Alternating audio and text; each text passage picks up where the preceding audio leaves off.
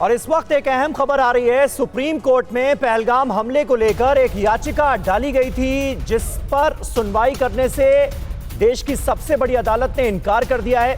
ये अहम खबर सामने आ रही है। पहलगाम हमले पर सुनवाई से सुप्रीम कोर्ट ने इनकार किया है और कहा है कि ऐसी याचिकाएं दाखिल नहीं होनी चाहिए, ऐसी याचिकाएं दायर ही नहीं होनी चाहिए।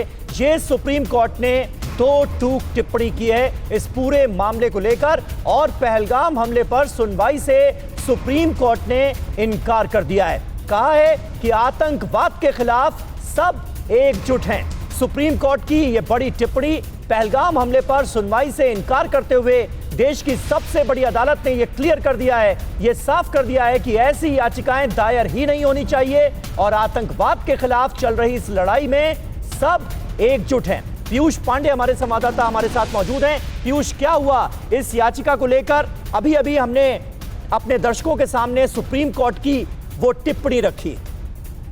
बिल्कुल समीर, देखिए, इस मामले में सुप्रीम कोर्ट ने बड़ा स्पष्ट तौर पर कहा है कि इस तरह की याचिकाएं अगर दाखिल होती हैं तो उनसे ये संदेश जाता है कि जो सिक्योरिटी फोर्सेस हैं उनका मनोबल गिरता है और एक गलत संदेश जाता है। इसलिए ऐसी याचिकाएं नहीं दाखिल की जानी चाहिए। इस समय लोग एकजुट हैं आतंकवाद के खिलाफ लड़ने के लिए और ऐसे समय में इस तरह की याचिकाएं अगर दाखिल की जा रही हैं तो ये गलत संदेश देती हैं।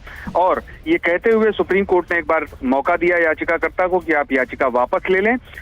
याचिका वापस ले ली गई है और साथ में ये स्पष्ट कर दिया गया है कि अगर कोई मसला स्टूडेंट से जुड़ा होता है तो फिर ऐसी स्थिति में वो हाई कोर्ट में याचिका दाखिल कर सकते हैं। लेकिन जो सिक्योरिटी जांच वाला मसला है और ये मसला है कि कोई भी जज ऐसे मामले की निगरानी करके सिक्योरिटी जांच कराएगा, तो ये संभव नहीं है। ये सुप्रीम कोर्ट ने स्पष्ट कर दिया है।